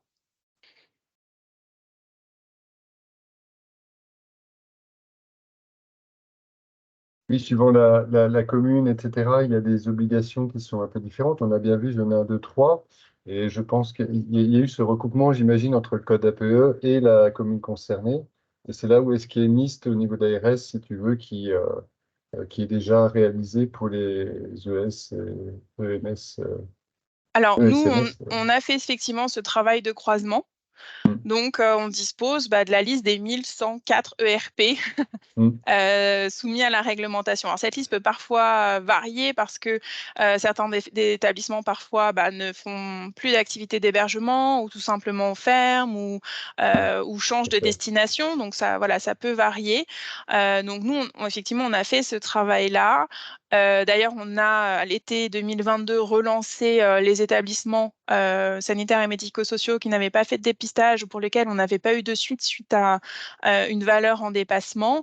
Mais en tout cas, voilà, n'hésitez pas à revenir auprès de l'ARS pour savoir si vous faites ou pas partie de cette liste au besoin. Oui, Parce qu'il n'y a puis, pas de liste prédéfinie ni communiquée en ok, tant que telle. Ça voilà, dépend de la situation de l'établissement. Mm. d'accord, très bien. C'était oui, effectivement la question. Et puis, une autre possibilité aussi, Karine, donc, dans l'équipe Reset, peut aussi, en fonction de vos établissements, si vous avez une liste avec les adresses, aussi faire cette petite vérif préalable, faire le lien avec Elodie. Donc, ça, voilà, il y a une possibilité de vous faciliter l'accès à cette info sur vos obligations. Et puis, voilà, donc c'est un peu ce rôle pour que vous puissiez gagner un petit peu de temps et Mhm. redécrypter tout ça. Vous rappelez voilà, ce qu'il faut réaliser. Donc, les présentations sont bien sûr en ligne sur le site internet et puis du Reset et puis par mail. Et les établissements d'accueil de jour sont-ils soumis à ces obligations? Il y a une notion d'hébergement quand même, hein, mais Oui. si tu peux confirmer, est-ce que accueil de jour concerné ou pas? Alors, tout dépend je dirais, du code APE de l'établissement, donc du type d'activité. Si c'est un accueil de jour simple, je ne pense pas. Donc voilà, mais je préfère vérifier établissement par établissement parce que en fonction du type de population, on peut avoir des variations. Mais sur les établissements, en tout cas sanitaires et médico-sociaux, effectivement, la notion d'hébergement est essentielle et présente pour l'ensemble des codes APE. Et la notion Par contre, propriétaire ou gestionnaire, là, on a la Pardon, question par aussi. contre, David, Ouais. juste pour compléter, par exemple, pour les enfants, c'est un peu différent. Pour les enfants, c'est de l'accueil de jour, évidemment, dans les établissements scolaires ou dans les accueils crèches, etc., maisons d'assistance maternelle. Donc, tu vois, voilà, c'est juste pour montrer que dans certaines circonstances, ça peut être voilà, juste de l'accueil. Oui, oui, là, c'est moins ponctuel, effectivement. Mm, Il y a la question et la notion, souvent d'ailleurs, quand on accompagne les établissements, les organismes gestionnaires, entre la notion de propriété et de locataire. Et là, pour le coup, il faut que si on est locataire des murs, il faut qu'on se rapproche du coup du propriétaire qui peut être un bailleur ou une SCI, c'est ça, pour que le propriétaire fasse les démarches ou c'est en tant mm, mm. que c'est ça, hein, c'est bien le Alors, propriétaire. oui, en fait, le propriétaire, effectivement, est responsable de l'enveloppe bâtimentaire et donc aussi, enfin, notamment toute la partie dépistage des travaux. Alors, parfois, dans certaines circonstances, eh bien, il peut y avoir une délégation de tâches par convention à l'exploitant. Donc, là aussi, chaque situation d'établissement est différente en fonction des pouvoirs délégués à l'exploitant dans le cadre de cette convention d'hébergement. Ok. Donc, préférez-vous ces documents contractuels et puis ensuite, C'est ça ça, demande un petit peu de recherche, mais de c'est le gymnastique. jeu. Voilà. Il y a une question sur qui chez Reset. Alors oui, donc nous on travaille au pôle énergie avec Karine pour le programme Reset, donc c'est bien Karine Vrel. Vous aurez ses coordonnées, c'est elle qui a organisé le webinaire, donc elle pourra venir en conseil, puisque ça fait partie aussi de nos missions de venir en conseil ponctuel sur aussi ces sujets-là. Voilà, il est déjà 12h31. Je vais juste passer quelques diapos. Et puis, bah, vous aurez les coordonnées aussi d'Élodie. Karine peut faire la porte d'entrée, orienter, etc. Donc, voilà. Et puis, on reviendra oui, effectivement sur l'analyse de vos contrats. Pareil, c'est des choses avec lesquelles vous pourrez, c'est des points sur lesquels vous pourrez regarder avec ma collègue, qui malheureusement n'a pas pu animer le webinaire aujourd'hui, puisqu'elle a une petite extinction de voix. Donc, je vous présente, je vais partager mon écran justement sur l'accompagnement. Ça fait, je dirais, une bonne transition sur au quotidien pour le programme. Alors, je ne sais pas si vous voyez mon écran. Elodie, si tu peux me confirmer que c'est de ton côté en C'est tout bon. retour, on a le diapo. Ouais.